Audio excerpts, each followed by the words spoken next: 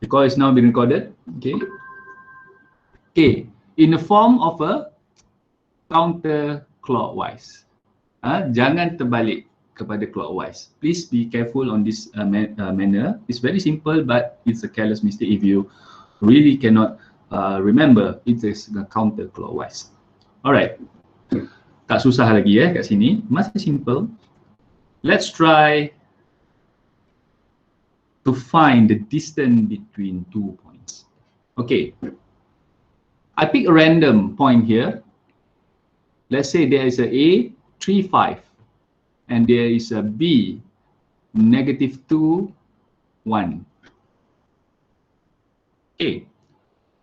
Please try to draw these 2 points on the Cartesian coordinate system. Cuba lakar. Actually dalam mana-mana soalan pun nanti untuk subjek ni, dan juga untuk subjek ni lah, it's better if you sketch first. Jangan jawab soalan terus tanpa melukis. Walaupun dia tak wajib untuk setengah soalan, tetapi bayangkan kalau kamu berjaya melakar titik-titik ini, ada beberapa soalan dia akan lebih membantu kamu nak jawab kalau kamu lukis. Okay, boleh lukis di atas kertas kosong. Okay, where is the possible position for point A? Okay. Kalau nak guna pembaris lagi elok, tapi saya sekarang ni saya tak guna pembaris, kita agak-agak. 1, 2, 3, this is 3 and this is 1, 2, 3, 4, 5. So, straight line kat sini. So, this will be the point A here, 3, 5. So, it is located at quadrant 1. And where is -2, 1? Negatif ke arah kiri lah. -1, -2. And dia kat 1 sini. So, lakar. This is a point B, -2 and 1. And after you finish locating the points, then you can connect it with a ruler straight line here. So, adalah satu straight line kat sini yang kita tak tahu lagi jaraknya, yang kita tak tahu lagi persamaan dia. Okay. So the formula is there. Can you determine the distance between these two? Alright, kita tulis dulu formula dia. Formula dia agak senang dan dia berdasarkan Pythagoras punya theorem. The square root between x2 minus x1 squared plus y2 minus y1 squared.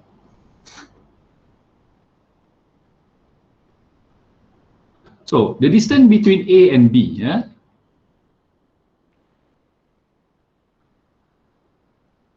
make sure you don't jumble up the coordinates. Kalau kita dah identify A sebagai x1 dan y1 will be 5. Okay, katakan kita determine sini x1, sini y1. So this one will be x2, this will be y2. Jangan kita terbalik sini x1, merah salah, x1, sini y2. Very dangerous here. Jangan terbalik. Kesalahan yang simple tapi jangan buat. Sekarang ni let's say I lock my x1 to be 3 here. So saya akan ambil nilai x2 -2 minus 3 squared plus y2 saya lock kepada 1 minus 5 squared. So square root -2 minus 3 -5, saya kena buat slow-slow kot. -5 squared plus 1 minus 5, -4 square. Okay, saya double check, takut saya silap. Masuk nilai -2 minus 3 is -5, betul. 1 minus 5 will be -4. It's correct. Kuasa 2 kan, jadilah 25 tambah 16. Sama dengan square root 25 plus 16, 1, 1, 2, 3, 4, square root of 41. So the distance between this AB is a unit square root 41. Very simple. Saya tengok square root 41 ni boleh dimudahkan atau tidak, tak boleh. Okay, this is the simplest form. So boleh biarkan jawapan dalam square root 41. Saya amat mencadangkan kamu biarkan dalam bentuk cert ni, sebab kalau tak salah pun kalau kamu letak approximately 6.403 1. Okay, dia ada panjang lagi tapi kita round up to 4 decimal places, but it's much more accurate if you put in this form. So remember, the distance between 2 points is just a square root x2 minus x1 square, jangan lupa square, plus y2 minus y1 square.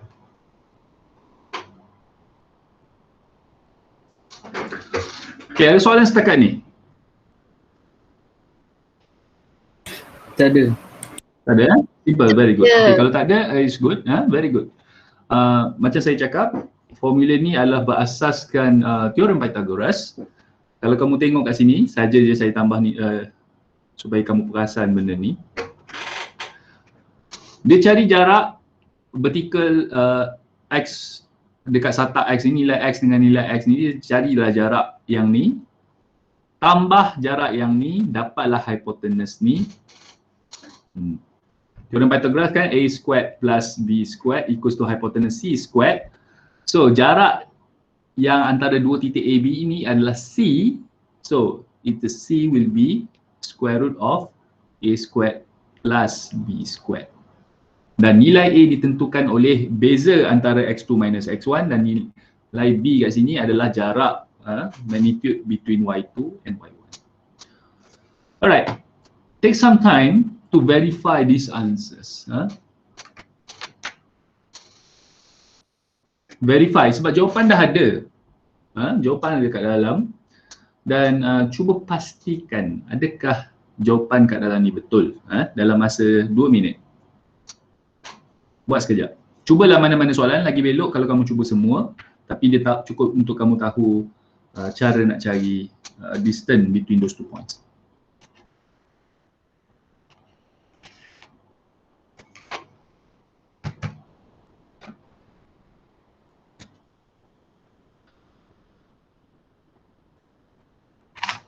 Make sure buatlah at least satu. Saya tak nampak kamu buat ke tak. Kalau kelas face to face saya akan kata minta lah buat, tapi sebab saya tak nampak kamu di belakang literally, so please do that. Cuba mana-mana.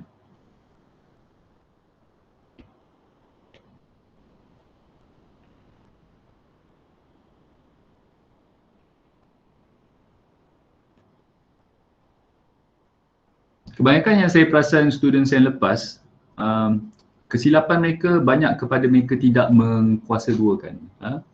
Selalunya dia orang terlupa kuasa dua ni, jangan lupa kuasa dua ni. Dan kesalahan kedua ialah dia orang terbalik nilai X1 dengan X2 tu.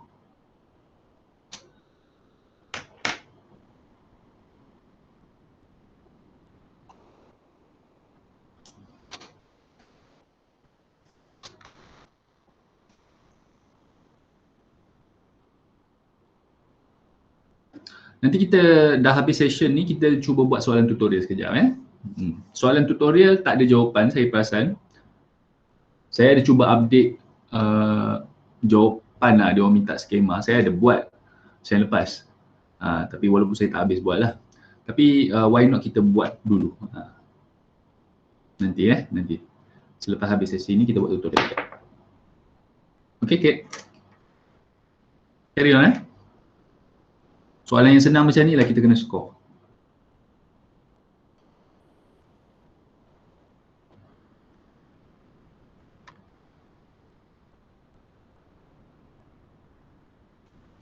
Saya pun cubalah satu. Saya cuba satu. Saya buat soalan C. Okay, C, -5, -8, and also 3, 5. I need to find the distance between these two. So saya ambil lah D sama dengan square root 3 minus -5 squared plus 5 minus -8 squared. So jadilah square root 3 tambah 5, 8 kuasa 2, tambah 5 tambah 8, 13 kuasa 2, 64 tambah ATL, L 169 kot.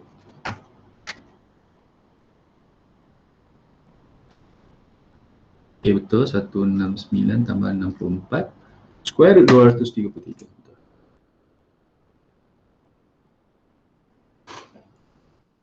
Okay, some of you might wondering about boleh tak saya ambil yang ni dulu? Saya ambil -5 tolak 3 kuasa 2 tambah tolak 8 tolak 5 kuasa 2. Boleh Mesti. boleh sir. Thank you. Mestilah boleh. Asalkan kita tak terbalik macam saya cakap. Asalkan kita konsisten yang mana satu X1, Y1, insyaAllah kamu tak akan silap jawab. Okay, -5 tolak 3, jadilah tolak 8 kuasa 2. Sebab dia akan jadi sama because when you kuasa 2 kan, dia akan dapat yang sama.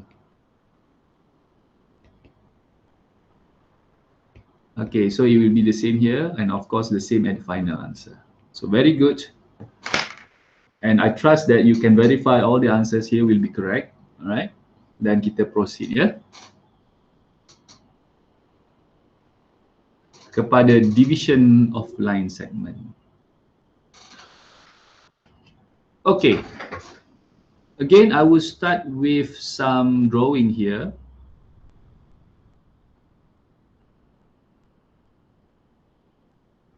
Saya ambil yang senang juga dulu. Asalan, origin, 0, 0 and also 2, 2. Okay. And a straight line that connects these 2 points here. Saya ambil lah sini titik A, sini titik B. Dia bertemu sepatutnya. Okay. These 2 points connected by this straight line. Dia sekarang ni kita nak cuba divide dia. Dalam garisan biru ni, in this blue straight line here, there are finitely many points that is still in the same line equation. Okay, yang mana kita boleh membahagikan dia. Contoh kita ambil, kita bahagi di tengah sini. Okay, kita cuba nak tahu titik apakah yang berada betul-betul di tengah AB. So bila saya cakap okay, thank you. Laju kau. Okay, so satu-satu. Thank you. Satu-satu. Betul-betul di tengah, maksudnya jarak A dengan titik, katakan titik C kat sini dengan titik BC, jaraknya, distance-nya adalah sama. Yakni ratio dia adalah 1-1. So comes the question, what is the coordinate of C here? Bila ratio 1-1, maka sini is the midpoint of AB. Ratio between AC and ratio between AB, ratio distance dia ialah 1-1. Okay. So C ni divides AB internally, dekat dalam. Nanti kita tengok yang externally tu apa masuk pula. Tapi sekarang ni, jika titik yang membahagikan AB tu berada di antara AB, so we call C divides AB internally. So point dia sekarang ni ialah kita fokus dulu dalam internally. Okay. How about if we take another point katakan titik D di atas sikit daripada C. And it is clear right now that D does not divide AB in the ratio of 1:1. Okay, katakan D ni dia membahagikan B dalam ratio 1:3. So jarak DB ni 1 dalam unit 1, manakala DA pula dia dalam ratio 3. Dia still di dalam. Okay, so D right now divides AB with the ratio AD, sekejap saya tulis, AD and also DB in the ratio of, kalau AD 3, DB 1 internally. Di bawah dua kes ini, dia berada dalam kategori yang sama, bahawa point itu membahagikan mana-mana straight line di dalam. Okey. So tengok sekejap formula. Bagaimanakah kalau kita bahagi kat dalam? Okey, formula asas dia sebenarnya ini je. Okey. Saya tunjuk yang formula yang besar. Ini.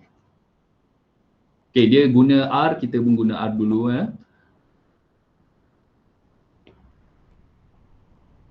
Any points that divide AB internally, tadi AB ni PQ pula. Okay, will be in this formula. Nx1 plus Mx2 over ratio tu kita tambah Ny1 plus My2 over the sum of the ratios, M plus M. Dan kat sini juga kita boleh lihat bahawa formula midpoint actually comes from this formula as well. Okay, contoh tadi kita ambil find midpoint C between A00 and B22. Okay, formula dia, bayangkan tadi kita, okay saya tak lukis balik Sekarang ni kita nak cari titik C. Berapakah titik C, X, Y? Kita ambil ratio N 1 tadi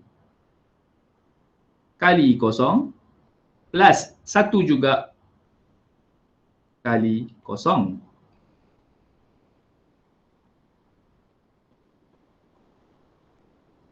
Bukan 1, 2.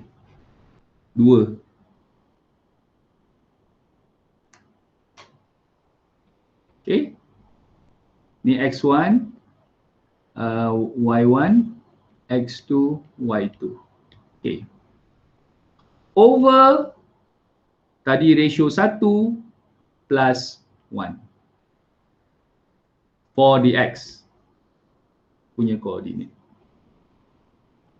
Manakala Y pula ratio 1 kali Y2, Y1 kosong plus ratio 1 kali 2 over 1 plus 1.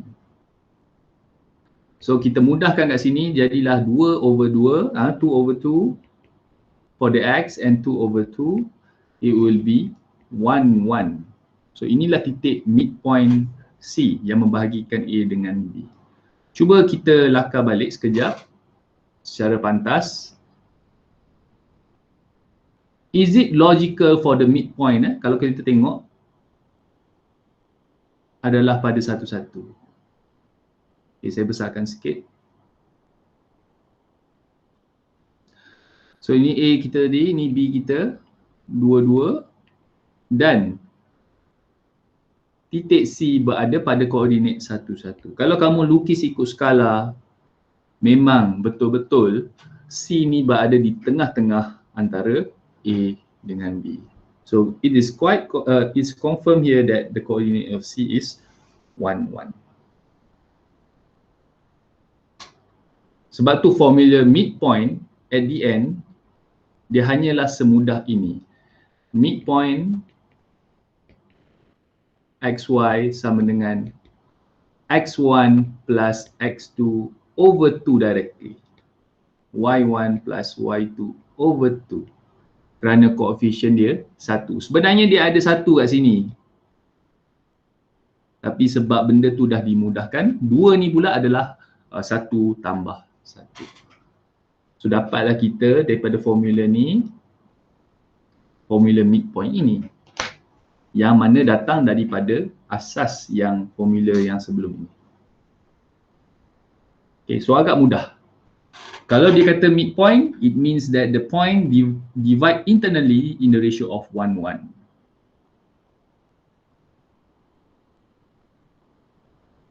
So, tiada kesukaran kat sini ya.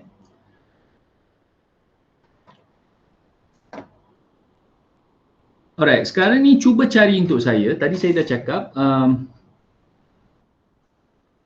RXY, if the point divide internally in the ratio of 3:2, in the ratio of mn, therefore the formula will be mx1, kita silang nx2 over m plus n, my1 plus my2 over m plus n. Tadi koordinat D, find D. Okay, saya tulis balik soalan penuh. Let point A 0,0 and B 2,2. D divide AB in the ratio internally, kena tulis internally.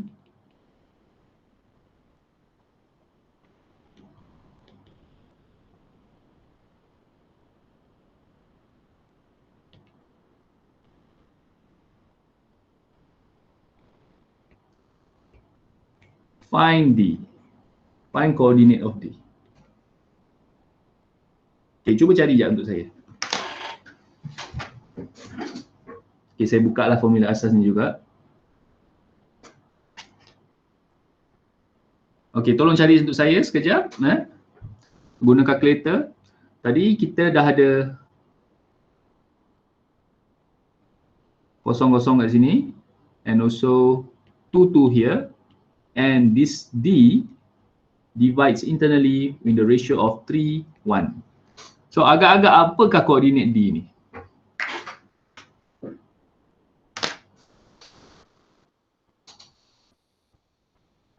Bukan agak-agak, kira and be certain with your answer by using this formula. Dulu cikgu sekolah mendengar saya selalu cakap kita silangkan koordinat ni. Yang 3 ni kita kali ni.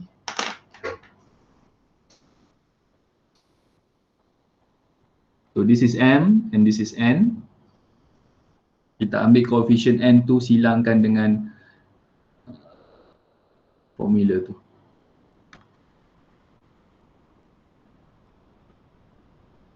Saya terbalik tulis formula ni. Tak apalah. Korang tengok formula di kiri ni silangkan. So dia jadi nx1 plus mx2. Saya padam.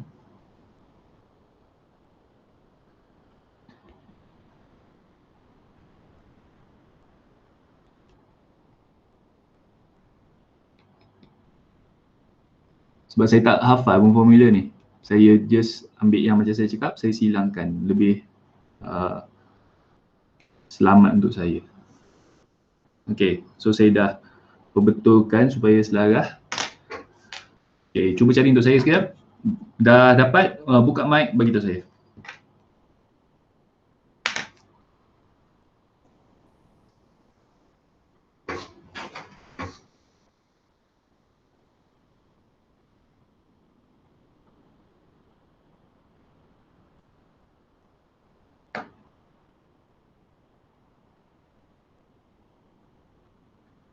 Korang ada kan?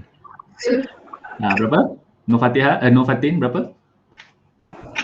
3/2 dan 3/2 ke? 3/2 dan 3/2? 3 X 3/2, Y 3/2. Cuba awak type, saya rasa kamera mikrofon awak ada masalah. 3/2 ada, atau ada kawan boleh tolong? 3/2 saya tak dengar Y tu. Dia cakap 3/2 dengan 3/2. 3/2 dengan 3/2. 3/2. Oh, sama. Sama-sama. Oh, I see. Alright. Jawapan dia sama kan? Alright. Thank you. Oh, sebab dia dalam, kecurunan dia sama, XY. Okay, tak apa. Saya terima. Okay, so kita cuba tengok koordinat. Cuba kita lakar 3/2 ni kat mana. Saya besarkan sekejap. So 3/2 ialah 1.5. So dia dalam anggaran sini 3/2. So ini pun 3/2. Okay. Alright. Saya terima je. Okay. Kalau kita nak verify boleh juga, tapi saya rasa kawan kamu yang lain dah verify kan jawapan Fatin tadi betul. 3/2. Saya rasa okey ni sebab kecurunan dia sama. Okay, that's good. Dan dia, kalau kita tengok, kalau sini 1.5 memang jarak dia munasabah kat sini dengan ratio dia membahagikan 3/1. Alright? Very simple. Ada tak contoh soalan lain untuk kita cuba lagi satu? Yang ni sebab saya ambil jarak dia simple Jarak dia, orang kata apa, kecurunan dia Y equals to X. That's why dia punya jawapan Y equals to X. Sebab tu dia betul lah sama. Sentiasa X dengan Y ni sama dalam dalam straight line ini. So very good Fatin, thank you, and kawan-kawan yang bantu untuk verify. Setakat ni tak ada lagi soalan tutorial, ada mungkin. Alright. Ada soalan berkenaan internally? Kalau tak ada, diam je. Kalau ada, boleh nyatakan.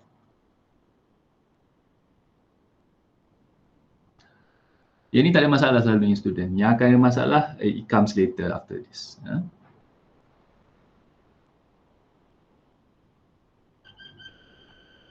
Okay. Internally clear? Just ingat kita silangkan. Sekarang ni kita pergi kepada, suppose you have a coordinate R which divides those 2 points externally. Ni bahaya. Sebab tadi kita simple je, PQ kan. Kita cari titik yang bahagi kat dalam ni. So ini internally.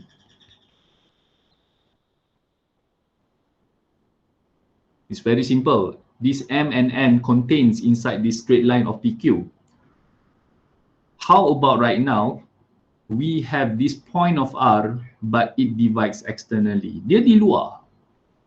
So bila di luar, dia ada dua condition kat sini.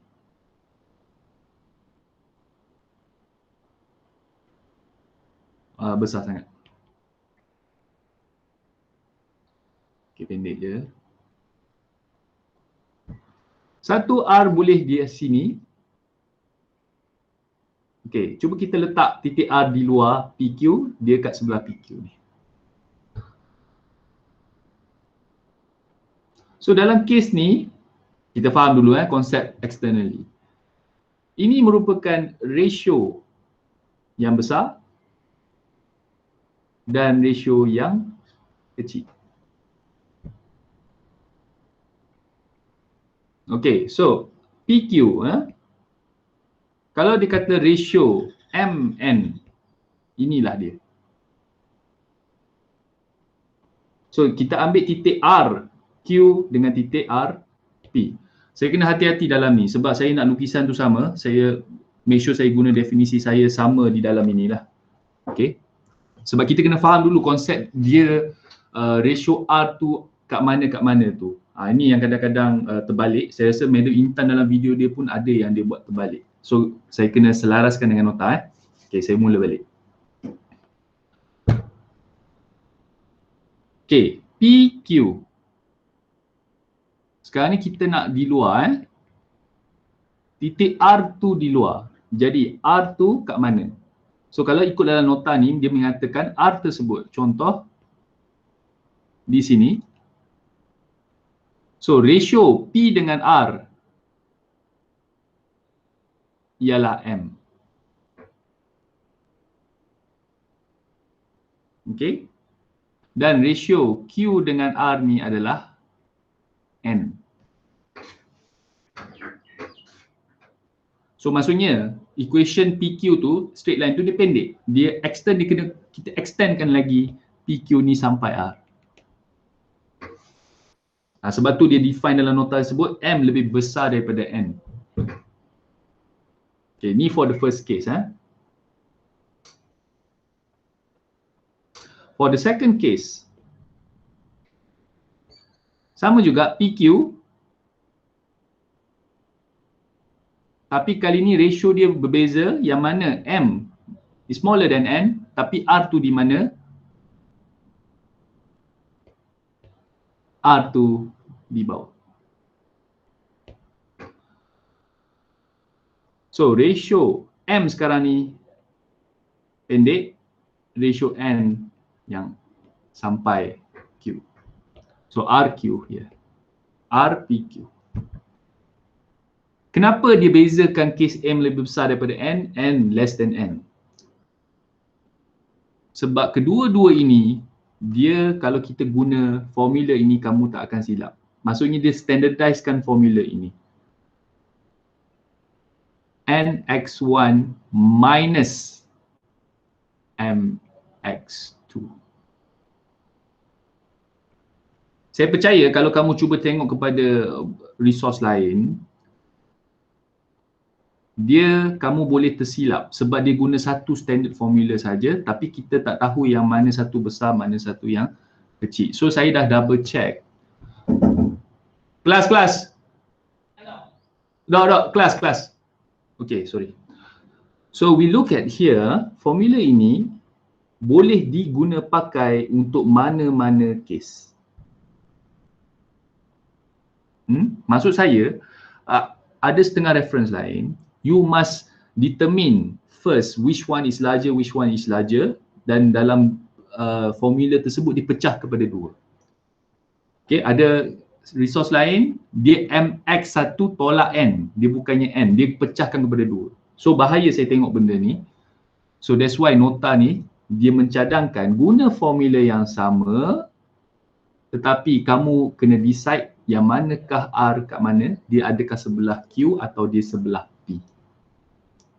Ni kena hati-hati kat sini. Kalau kamu nak maintain guna formula ni, kamu cuma tahu position number 1 and also position number 2. Kita tak jawab soalan lagi, kita kena try. Okay. Saya pause kejap bagi kamu serap apa saya cakap sekejap. Untuk menggunakan formula sama, in order for you to use the same standard NX1 minus MX2, kita N kat depan, kita log N kat depan, kita kena tahu juga dua position ni.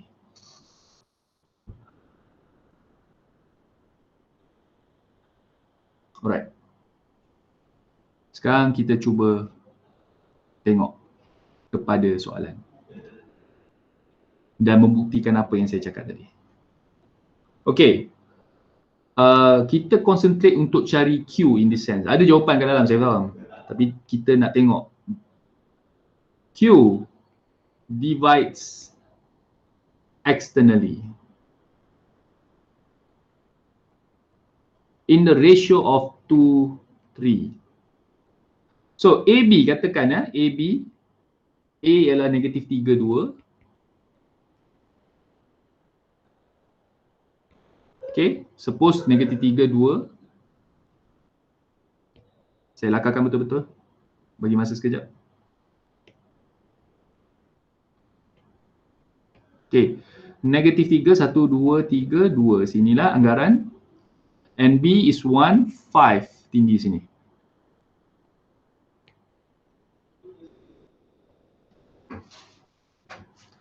So this is 1, 5 and this is negative 3, 2. Okay, dalam case ni M equals to 2, ratio 3 adalah N, MN. For this case, kalau kita tengok kepada slide sebelum ni ialah M less than N. Alright, so if M less than N, cuba kita tengok balik.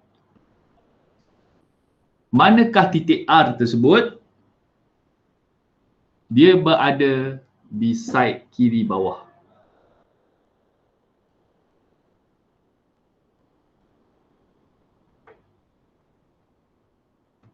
Okay, dia berada di side kiri bawah. Bawah lagi. Sekejap. Okay, cuba kita tengok ratio dia, R.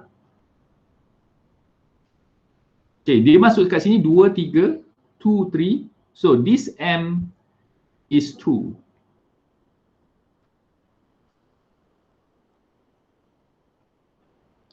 And this one is 3. I lukis ni maybe tak ikut skala lagi.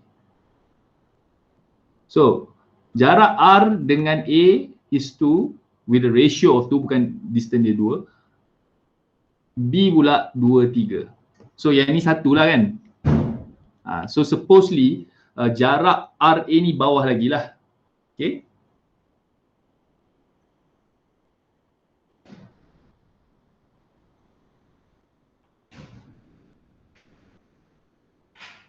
Alright. So, 2, 3, ini ratio dia. 2, saya ukir balik. 3. Yang ni. So, kalau saya tambah AB ni, inilah 2, 1. 1 kat sini. Kalau internally lah, A divides RB internally at 2, 1. Okay. So, tengok balik kepada solution dia. Titik R adalah -11, -4. Okay, saya lukis balik bagi lagi comel.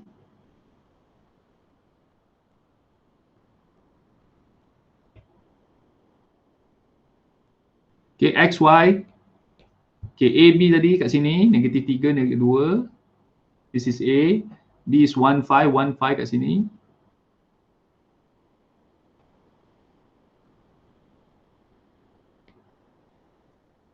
And then the ratio of Q, Q sini -11, jauh juga dengan bawah sini 4.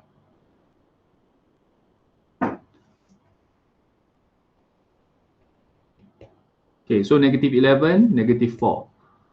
So this will be the Q. Cuba kita tengok, kalau kita lukis ikut skala, ini walaupun tak guna pembaris tapi anggaran saja. AB kita sampai Q sini. Ini ratio 2, ini ratio 3. Yang saya nak kamu tidak keliru itu adalah ratio tu melambangkan magnitude di mana. Itu saja kenapa saya ulang lagi ni. Sini 2 sampai B ni 3. So jarak ni adalah, kalau kita internally dia adalah 1.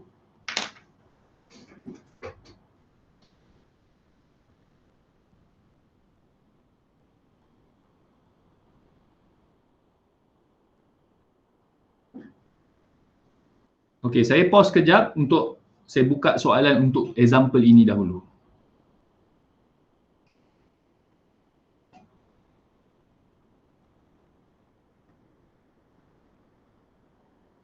Okey, good. Alright, saya tukar soalan. Okey, A tadi -32, 15. -32.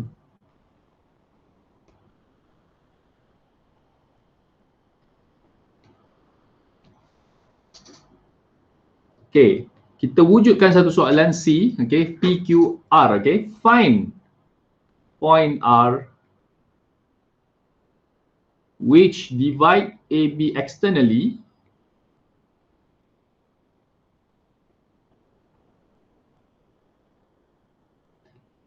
in the ratio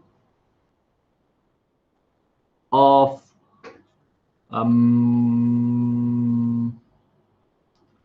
5, 3. Okay, for this example, suppose this is M and this is N. This M is larger than N. If you want to use the same formula, nx1 tu minus mx2, you must be firm with the location of R as well. It's very good if you manage to identify first. Walaupun tak wajib saya cakap. Okay, A, B tadi kat sini. Alright, right now kita ada titik R yang baru. Ratio 5:3. 5:3. Nampak? Kali ni R2 di sebelah B instead of the previous case. Saya rasa benda ni kalau saya lukis, dia akan bantu pemahaman saya dan dia bantu saya nak verify lagi jawapan tu. So sekarang ni katakan kita guna formula tu tadi. RXY sama dengan NX1 minus, dia bahaya tu sebab minus tu MX1 and M minus X2, sorry, terlaju.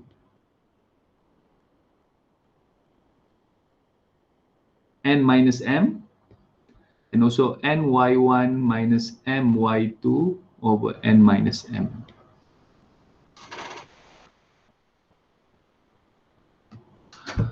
Dan kita cuba cari, alright?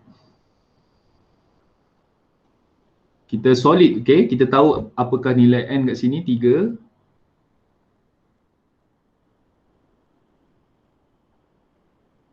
Minus M, X2.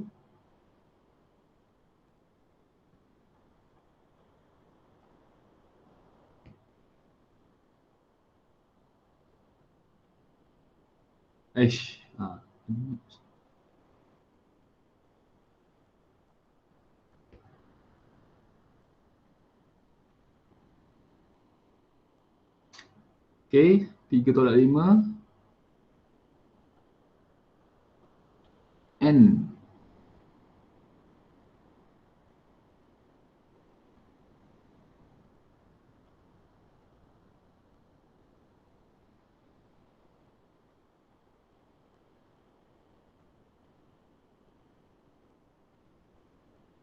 Alright. Saya dah baca jawapannya saya. Saya habiskan dulu. This one will be negative 9 minus 10, negative 19. 3/5, negative 2. Okay. So tak cantik nilai dia sangat. 6/25.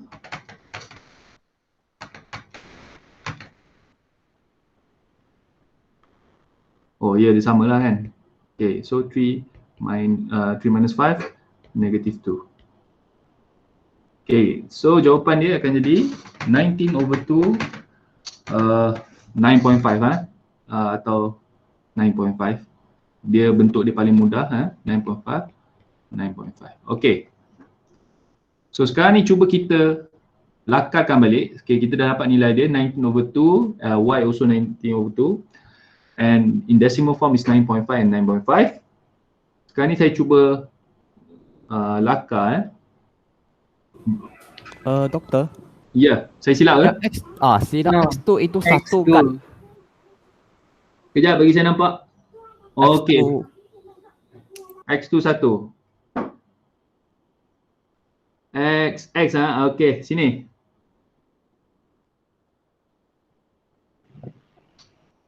Saya kena tulis balik atas kertas lah, senang. Tak apa, saya buat balik. Thank you sebab saya conteng atas skrin. Saya buat balik Alright, N saya susah nampak. N 3. X1 negative 3 minus 5 X2 1. Okay. Inilah N minus M 3 minus 5. Alright. Oh yang ni saya silap satu ni. Alright. Thank you Yang kedua pula 3 times 2. Okay. Minus 5 times 5 over 3 minus 5. So, yang ni negative 9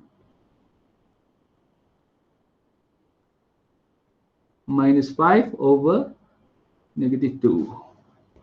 6 minus 25. Ini betul 6 minus 25 negative 19 over negative 2. Oh, yang ni.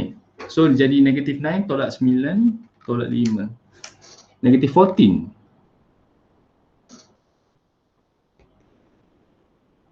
Alright.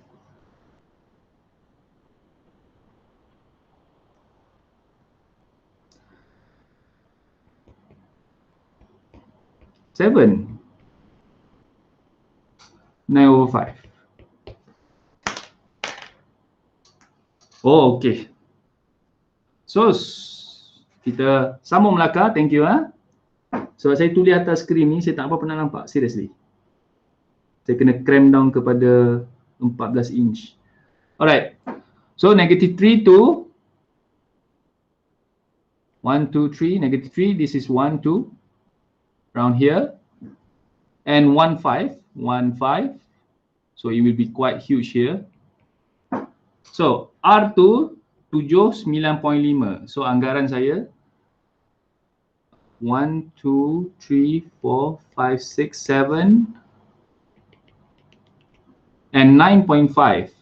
Ni adalah 5.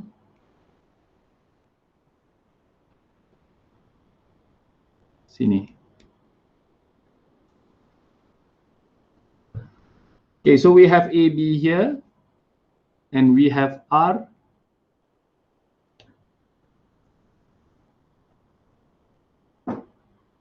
And the ratio between here is 5 and the ratio here is 3. So dapatlah koordinat R 7 dan 9.5. So dia betul lah, dia masih berada di kuadran 1, 2, 2 positif dan dia berada di kanan atas.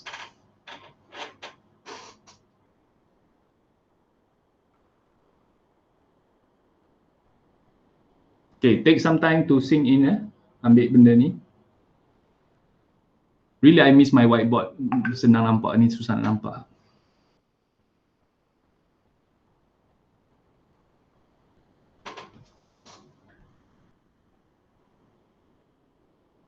This clearly shows kalau M lebih besar daripada N, dia berada di kanan B lah, for example. Kalau kita M less than N, dia betul-betul di sini.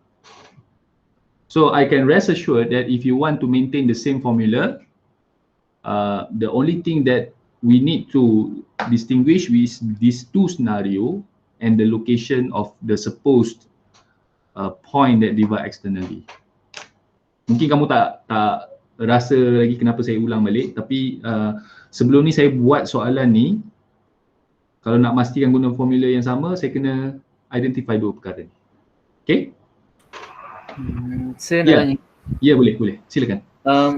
Boleh tak tengok nisbah tu balik? Nisbah. Dah cukup besarkan dekat nisbah tu. 5/3 tu lah. Okay. So belah kiri memang akan jadi M. Belah kanan akan N. Kalau kita nak konsisten guna formula ini. Ya, betul. Oh, lepas tu maksudnya kalau contohnya kalau belah kiri lebih kecil dari belah kanan, contoh terbalik kan. M3, N5. So kita guna yang satu lagi itulah. Ya, kalau kamu cakap tu, okay, boleh izinkan saya lukis balik sekejap kat bawah. Good question by the way. Mesti M belah kiri ke? Tu bagus sebenarnya soalan tu. Kalau kita nak make sure guna formula yang sama, katakan kita terbalikkan ni adalah 3, ini adalah 5. So, manakah titik R tersebut? So, ni katakan ni A, B, sekejap. Kecil sikit. A, B. Nisbah tu kat mana? Sebab M, in this case, M is less than N. So, this M, the point R will be here. Ni 3, ni yang 5. Macam tu kita pemikiran kita.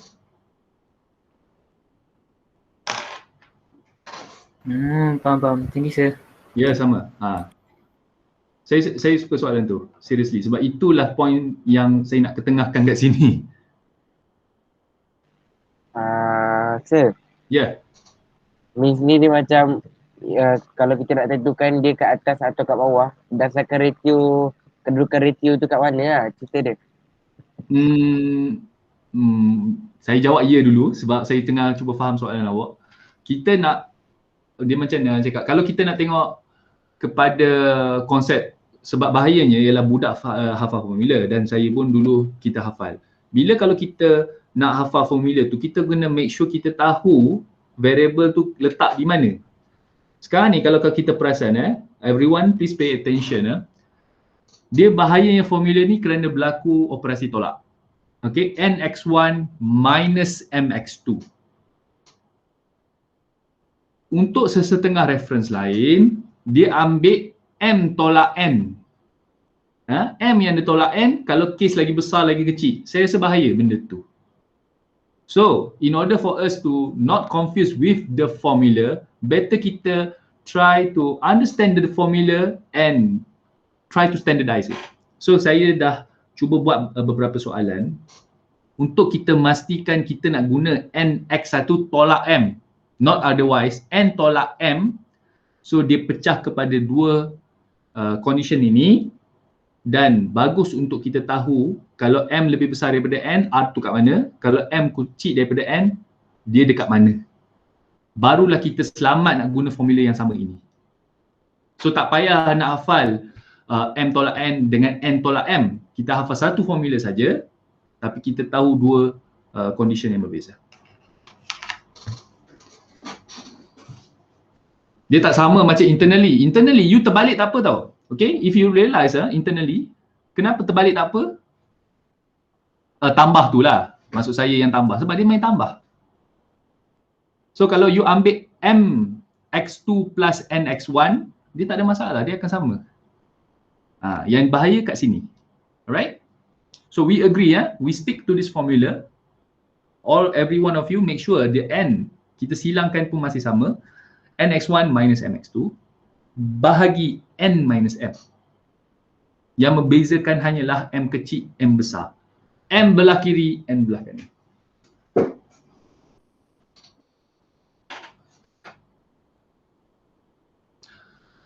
Okay, previously I teach discrete mathematics betapa pentingnya definition.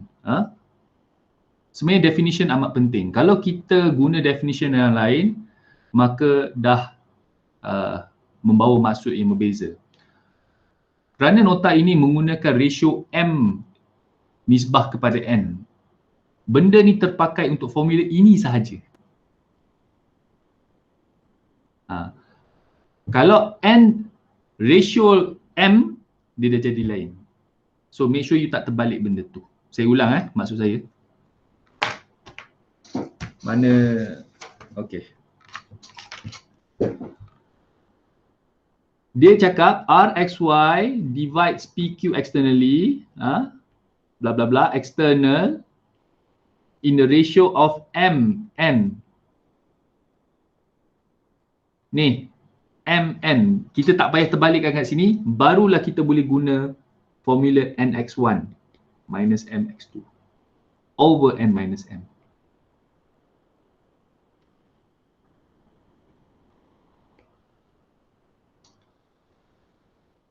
Memang dia log m ni belah kiri dan dia terpakai untuk dua condition tersebut. If you try to change n belah kiri, bawah ni dah tak boleh pakai dah untuk formula ini, dah jadi lain. Nampak simple tetapi dia bahaya. Especially to the ones who try to memorize the formula. Okay. Kita ambil masa nak relax sekejap sebelum kita pergi ke section seterusnya. Nanti kita akan, dah pukul apa ni? 1.20 dah, alamak. Kita mula pukul 12. Lama tak mengajar balik, jadi Tak jaga masa pula. Okay, 2 minutes rest. Go to toilet, go wash yourself. Jangan makan lagi.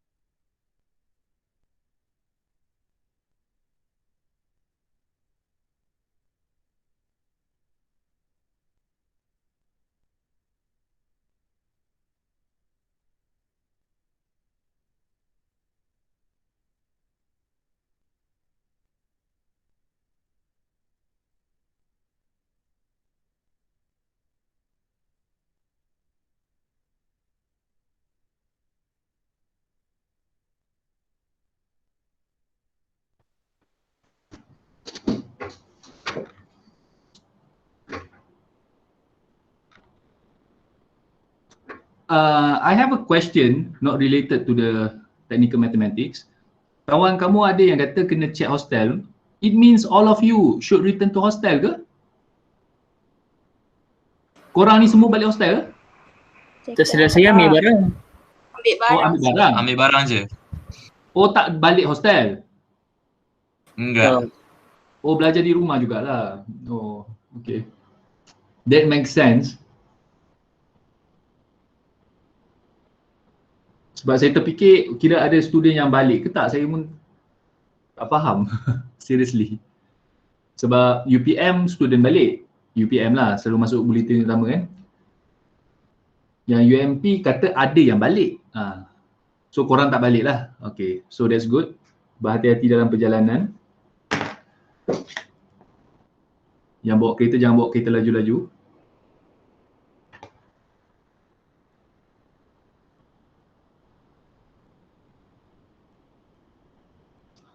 Okay, kita sambung Kita habiskan koordinat geometri hari ni, sempat habis. Nanti kita bincang tutorial. Mungkin pada hari Khamis ni kalau kita tak sempat. Okay. Okay, 61, 62. Okay. This one, kita ulang balik macam kawan-kamu beritahu saya tadi, y equals to mx plus c. However, the equation of a straight line ni, it's not necessary for us to represent it in terms of y equals to mx plus c. Okay? There are various forms for us to represent the straight line. Okay, so kita tengok sini. Yang pertama ialah kita gradient form. Yang mana kawan-kamu dah beritahu tadi. Cuba kita buat contoh ini sekejap. Alright. Saya ambil titik lain Titik yang negatif 3 tu. This one.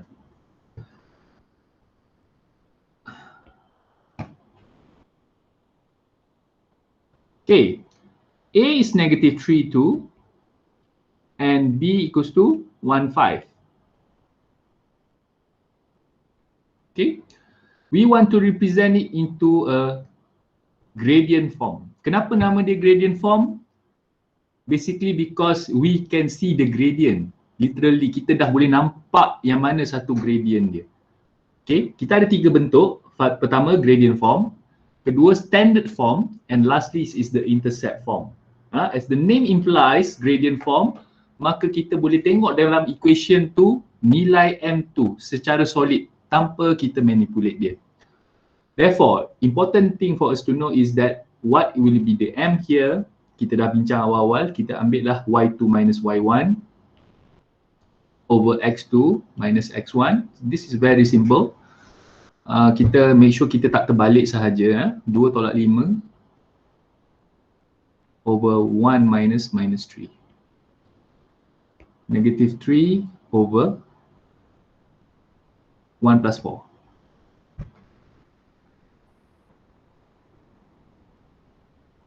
Kan terbalik. Saya rasa nak selamat saya nak buat bentuk kepada kamu, saya kena label lah. Okay. X1, Y1, X2, Y2. Alright. Y2, 5 minus 2, 1 minus 3. Baru betul. Baru cantik. So, untuk mengelakkan kesilapan kepada kamu juga, lagi selamat kita label lah. Okay.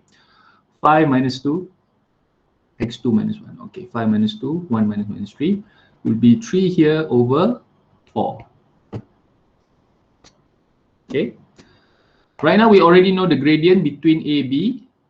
So dapatlah kita Y minus Y1 equals to 3 over 4 X minus X1. Kita boleh tukar kepada bentuk ini atau kamu direct kepada Y equals to MX plus C, which is 3 over 4 X plus C.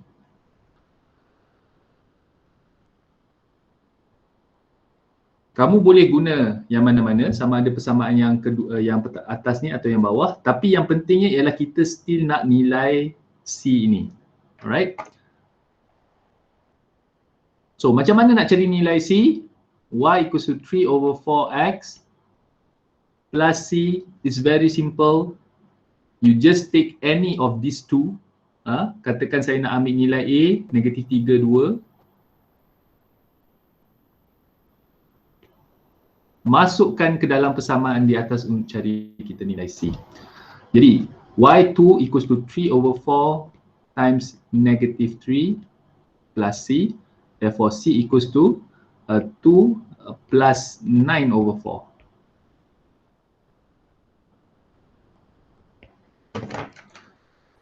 Plus 9 over 4, it will be 17 over 4 atau 4.25. Jadi dapatlah nilai Y equals to 3 over 4X plus 17 over 4. Okay, saya cuba verify dengan saya besarkan sorry. Dengan satu lagi titik, 15. Katakan kita guna titik 15, sepatutnya dia dapatkan C yang sama. 5 sama dengan 3/4X X1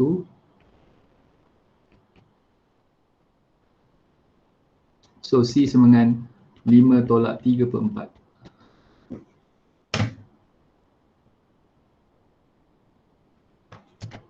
Okay, so sama juga. C sama dengan 17/4. Dia sepatutnya dapat yang sama, C yang sama sebab mereka berada pada garisan yang sama. Okay. To ensure that your equation is correct, you must represent the gradient correctly. Dalam standard form, kita akan ubah ni, tak semestinya kita nampak dah nilai gradient form. Okey, sekarang ni ini adalah gradient sebab kita nampak gradient tersebut. Again, literally. Cuba kita tengok standard form sekejap. Apa beza gradient form dengan standard form? Menggunakan titik AB yang sama. Okey. Okay, standard form is the equation of a straight line where it represents as AX plus BY plus C equals to 0. Maksudnya kita kena susun nilai Y, X and also C equals to 0. Okay, sekarang ni cuba kita tengok. Ini gradient form sebab kita nampak gradient tersebut. Cuba kita tukarkan dia kepada standard form. Y minus 3 over 4X minus 17 over 4 equals to 0. So my first question ialah kita kena tukarkan dia kepada AX plus BY plus C equals to 0 such that dia cakap A dengan B bukannya kosong. So dia maksudnya kena ada nilai A tu. So So dalam kes ni A, coefficient dia 1, B is negative 3/4 and C equals to negative 17/4. Okay, ni yang mana orang namakan sebagai standard form. Okay, technically by definition, this is already in the standard form. Okay.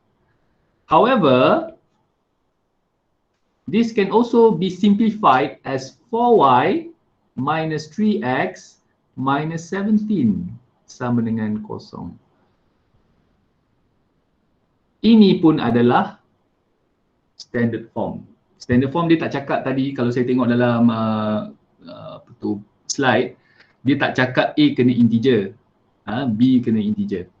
Tapi based on my understanding on the definition given by the slide, 4y minus 3x minus 17 equals to 0 is also in the standard form, definitely. Yang mana A adalah 4, B adalah negatif 3 dan C adalah negatif 17. But for the second one is definitely not in the gradient form. Gradient dah tak ada dah kat sini. Jadi kita negative 3/4, there is no negative 3/4 present in this standard form. So hence the name gradient form lah. So untuk memastikan kamu represent dalam gradient form, mesti saya kena nampak gradient form dan nilai yang telah disimplifiedkan macam ini. So this will be y equals to mx plus c. So ini bentuk gradient form dan ini adalah bentuk standard form. Kena bezakan dua tu. Saya tulis balik. Kita dah ada gradient. Kita dah ada standard.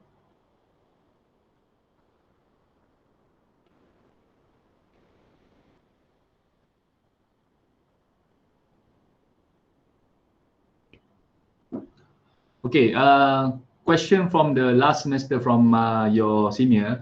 Your senior ke your batch kot saya rasa. Saya tak ingat. Dia cakap, boleh tak dia biarkan jawapan dia sebagai ini. Y tolak Y1 sama dengan MX tolak X1.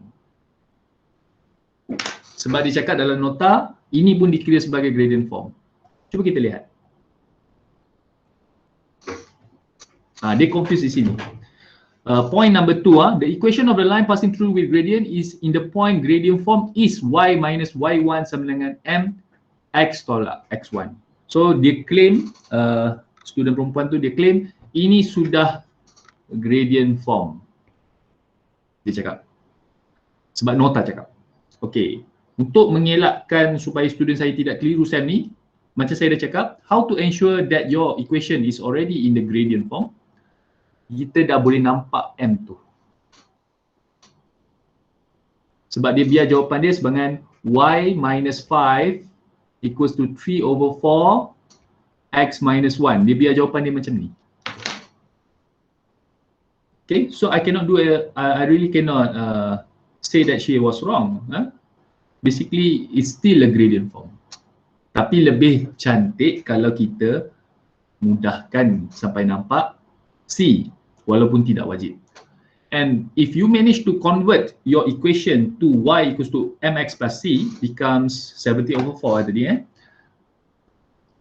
Tadi tu jadi y sama dengan 3/4 x kita plus 17/4.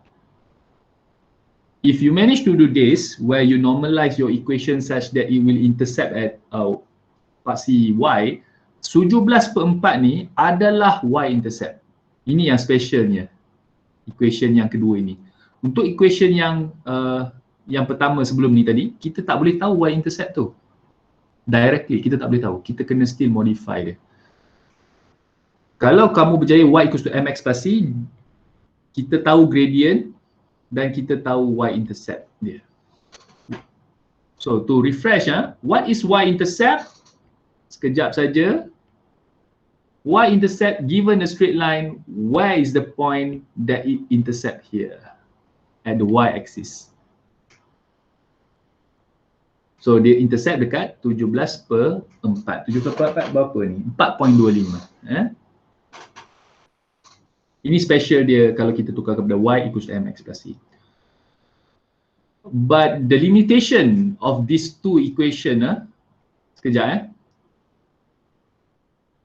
y equals to mx plus c, kamu tahu y intercept. Ax plus by plus c tak tahu mana-mana intercept pun. Boleh kalau kamu tukar lah, tapi kena tukar lagi. That's why we move forward to the third form, intercept form. Because this intercept form, you can know not only y-intercept, you can also know x-intercept as well. Gradient form tadi kita tahu y-intercept saja, kita tak tahu x-intercept tanpa melakukan sebarang manipulasi nilai. But intercept form, you can know both. Okay, so what is the standard form? What is the intercept form for the straight line? Is given by this very simple form, x over a plus y over b equals to 1, such that those a and b is the x-intercept. Di bawah x, the x-intercept, dan di bawah y is y-intercept. Okay, so how to find the intercept form? Okay, tadi kita dah ada x sama dengan y sama dengan 3/4x, and y equals to 3 over 4x plus 17 over 4. Okay, daripada gradient form. Dan kalau kita nak tukarkan dia kepada standard form, jadilah 4y minus 3x minus 17 equals to 0. This is a standard form. Okay, I believe some of my students here, if you want to convert into x over a plus y over b equals to 1, daripada equation nombor 2, macam mana kita nak dapatkan x over a plus y over b ni? Sambil berfikir, saya pun sambil tunjuk We want to get the value of 1 on the right here from equation number 2. Definitely I will do 4y minus 3x equals to 17.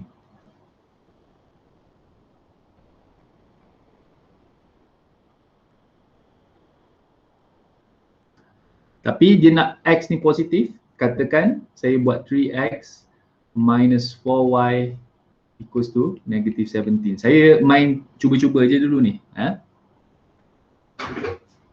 Okay, logically thinking, kita boleh sama ada equation nombor 1 ni atau equation 3 atau 4. Kita nak dapatkan nilai 1 di kanan, obviously we divide with 17.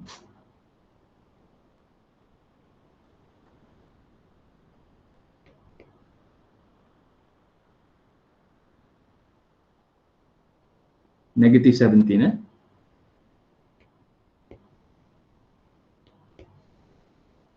So the first one, saya dah boleh dapat nilai 1 di kanan from equation 4.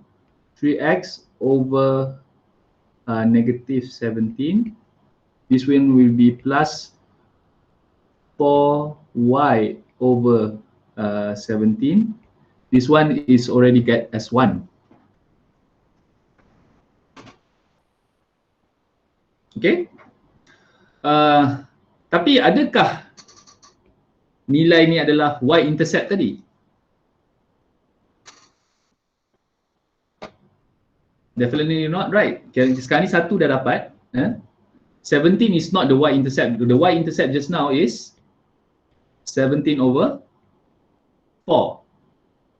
But if you look closely, for the intercept form there, kita kena jadikan dia sebagai x dengan y. 1 darab x dengan 1 darab y kat sini. It cannot be negative 3x and cannot be 4y.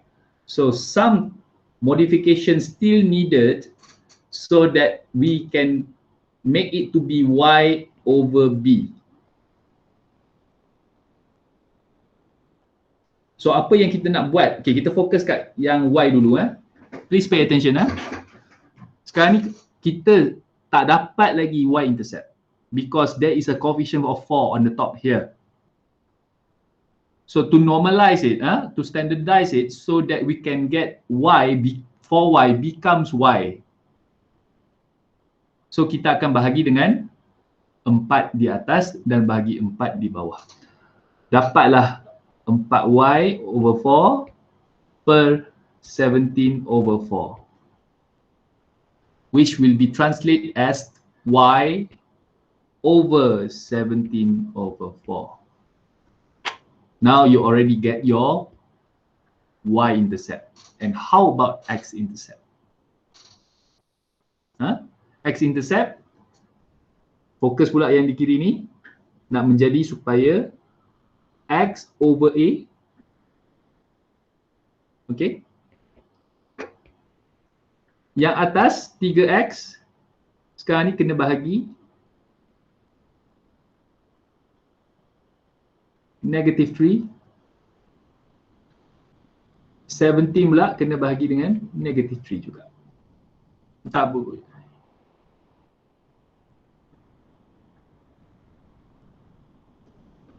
So dia akan jadi x, ni bahaya sikit sebab dia ada main positif kat sini, so negative 3x. Saya akan check balik patut ke yang atas ni kita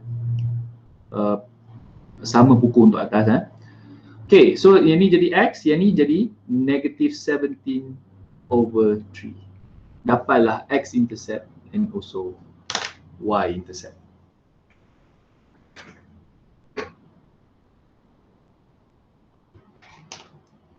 Sekarang ni saya cuma nak kena double check yang bahagian negatif ni.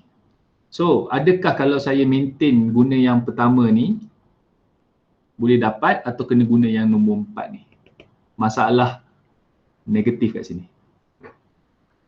But I can be sure that the x-intercept right now will be negative 17 over 3. Okay, y-intercept tadi kita dah dapat 17 over 4. And x-intercept is negative 17 over 3.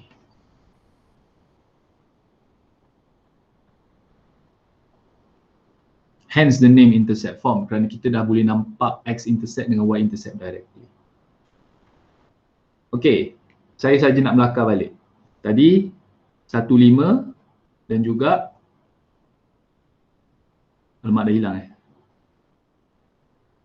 Saya tak ingat nilai, sekejap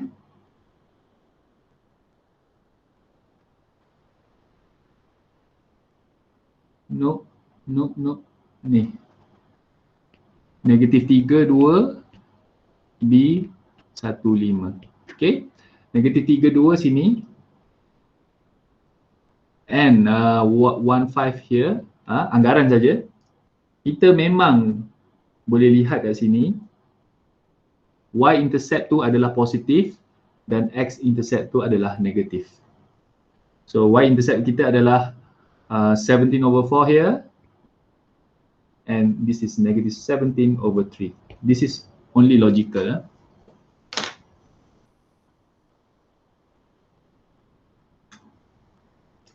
Okay. So 3 forms that you need to master. The first one is the gradient form, y equals to mx plus c. The standard form, ax plus by plus c equals to 0. And also lastly, the intercept form such that x over a plus y over b is normalized to 1. Kita kena pastikan x tu koefisien dia 1, y koefisien dia 1, yang kanan ni 1, barulah kita guarantee a dengan b tu adalah x-intercept dan y-intercept. Okay. Ada soalan setakat ini? Atau kita cuba buat untuk intercept form sekejap. Saya rasa mungkin ada yang tak dapat directly intercept form.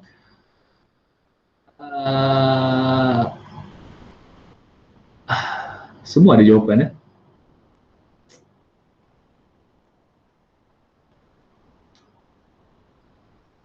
Cuba kita buka tutorial sekejap. Okey, kita pause teori dulu untuk hari ini. Cuba kita buka tutorial sekejap. Okay, masing-masing buka Saya tengok sekejap.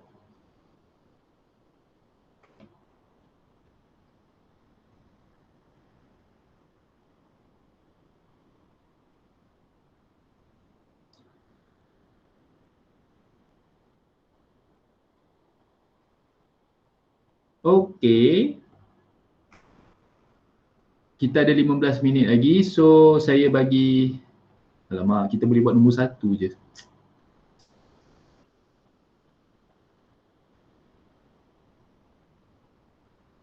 Saya habiskan kuliah saya dulu. Sebab soalan kat dalam tu kamu hanya boleh dapat nombor 1 saja. Okay, saya present balik.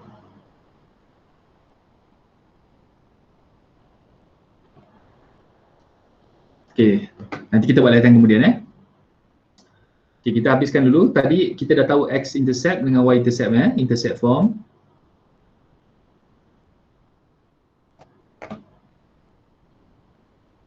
Alright, when speaking about the gradient form,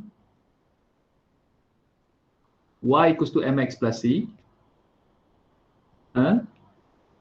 Tadi kita ada garisan AB yang macam ini. Right. Kita kena tahu satu lagi Katakan kita ada dua garisan. Okay. This one, suppose this is a Y equals to 3 over 4x plus 17 over 4 just now. M kita adalah 3/4.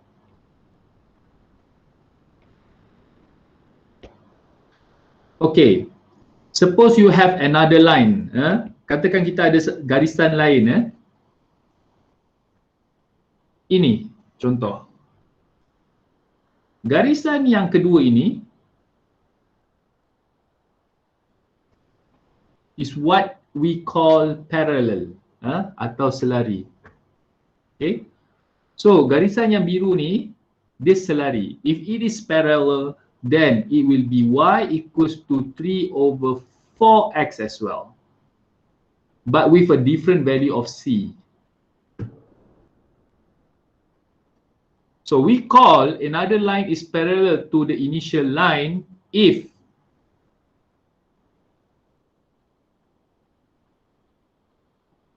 it has the same value of the gradient.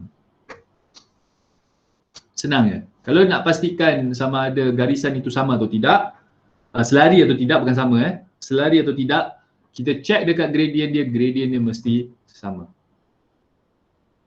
And there is one more condition where we call it as perpendicular. So perpendicular ni pula macam mana? Perpendicular maksudnya bahasa Melayu dia apa? Serenjang lah, saya tak pasti. Where the degrees between those two lines is 90 degrees. Nak cari persamaan tu perpendicular atau tidak, if M1 times M2 equals to 1. Negative 1. Saya dah tulis negatif kat situ.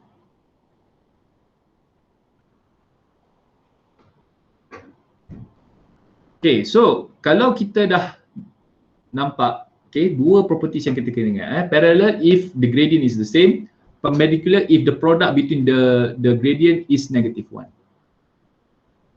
So definitely for the orange color line is not 3 over 4 anymore. Okay, kita nak tahu yang M untuk orange color ni berapa. We simply state M1 times M2 equals to negative 1. Saya nak saja tahu berapakah nilai gradient untuk garisan yang berserenjang dengan garisan yang pertama tadi. 3 over 4 times M2 equals to negative 1. So M2 equals to 4 over negative 4 over 3. Okay. Ini dua properties yang kamu kena pastikan. Baru boleh jawab tutorial. Tutorial dia ada tanya pasal parallel and perpendicular. Okay. Okay, any question regarding parallel and perpendicular? Parallel and perpendicular. Ada soalan tak? No. Senang Okay, tak apa. Okay, yang ni untuk kita buat latihan nantilah. Kita tinggal yang bahagian ini saja.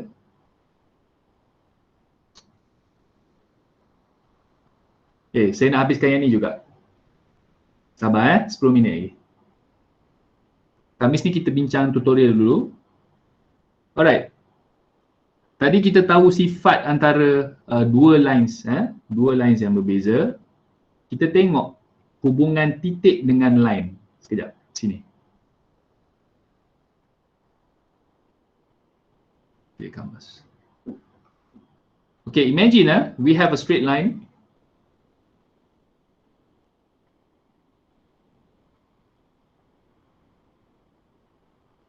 The one just now is this one.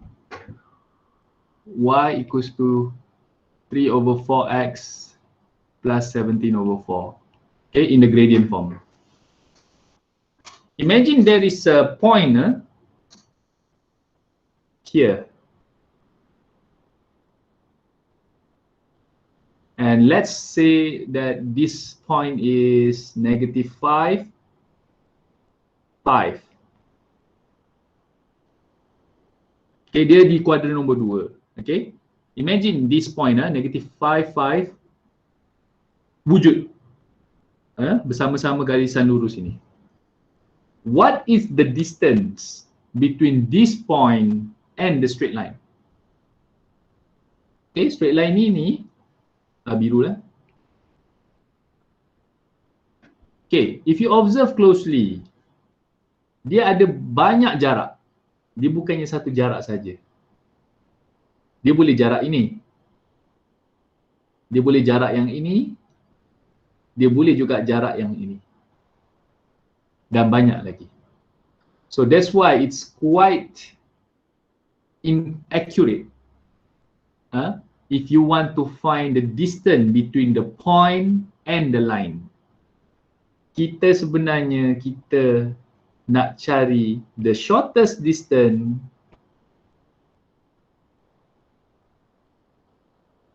between a point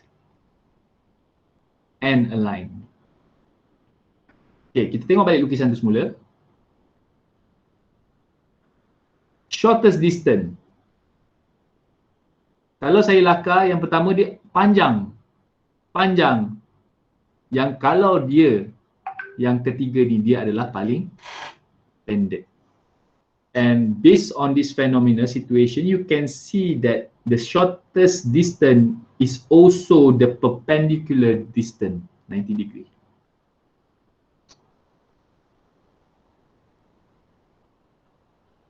Between the point, if you draw a straight line with the straight line yang perpendicular ni, dia merupakan jarak paling pendek. That's why if you observe the notes later, shortest distance is also known as the perpendicular distance. Okay, so the focus right now is how to find the shortest distance, how to find the perpendicular distance between a point and a line is given by this formula. D equals to AH plus BK plus C over, tengoklah korang, square root of A squared plus B squared. Okay, kena letak modulus punya simbol kat sana. Okay, so two things need to ponder here. Kita ada variable A, B, C.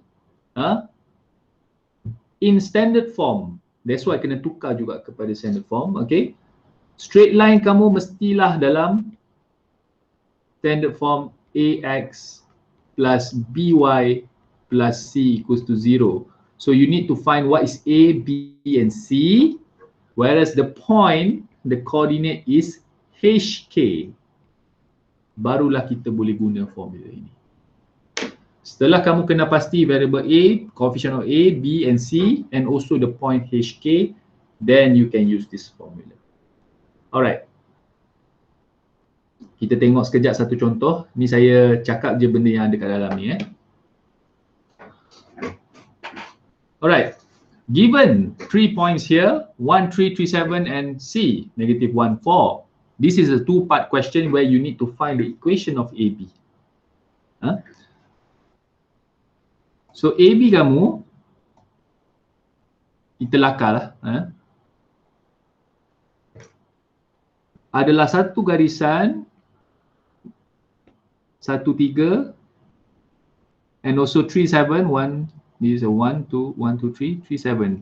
Okay. Garisan tu di sini. Dan dia minta cari persamaan of AB. Soalan ni kurang lengkap. Sepatutnya dia kata, okay, dia agak general, find the equation of AB. So student saya kalau letak dalam equation mana-mana pun, whereas a gradient, standard or intercept, dia still betul lah. So kena sepatutnya kalau orang nak tanya soalan ni, dia kena lebih clear kat sini. Dalam bentuk apa. Dan dia dalam standard form dia ialah 2x, this equation is given as 2x minus y plus 1 equals to 0. So dia suruh cari the shortest distance daripada C. C adalah negatif 1, 4. Negatif 1, 4. Andaian saja saya lukis di sini. Jadi kita nak cari distance yang paling pendek dia. Berapakah magnitude D ini? Again, the important thing that you need to identify first, of course the formula lah yang akan diberi insyaAllah. A squared plus B squared. Based on the standard form here, 2x minus y plus 1, bawa keluar dulu nilai apa? A berapa, B berapa, C berapa. Bawa keluar belakang. And also the value of HK.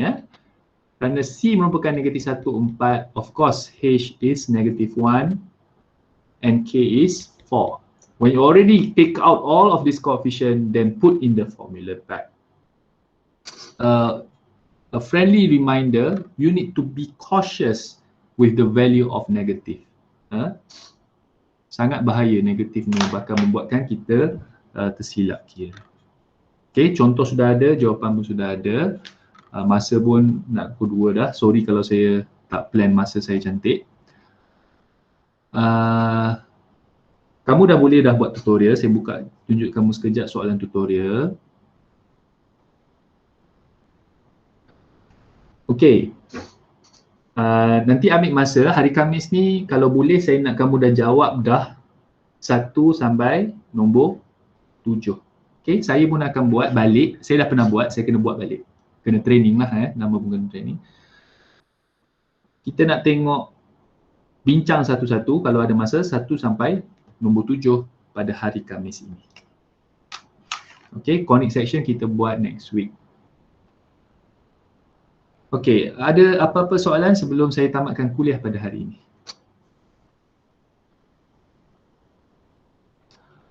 Okay, tiada? Okay. Buat tutorial. Please, I encourage you to do the tutorial, please.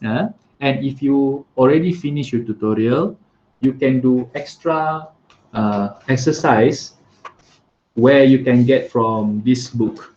Saya kena iklankan jugalah, macam tanggungjawab saya lah, walaupun buku ni tak ada muka saya lah. Okay, saya cakap, saya tutup dulu background saya supaya kamu nampak lebih clear. Okay, ini bilik saya, tak cantik. Okay, buku ini banyak soalan di dalam, tambahan. Dan ada juga soalan tutorial yang diambil dalam ini, ada juga, tapi soalan tutorial sikit saja. Dan kalau rasa perlukan latihan tambahan, boleh beli buku ini lah. Okay. Thank you so much. I happy to have my first lecture today, and I hope I can do better next time, every time. Assalamualaikum warahmatullahi wabarakatuh and goodbye. Oh, dah left terus yang lain. Okay, assalamualaikum. Bye bye. Salam, thank you sir. Okay, terima kasih sir. Thank you sir.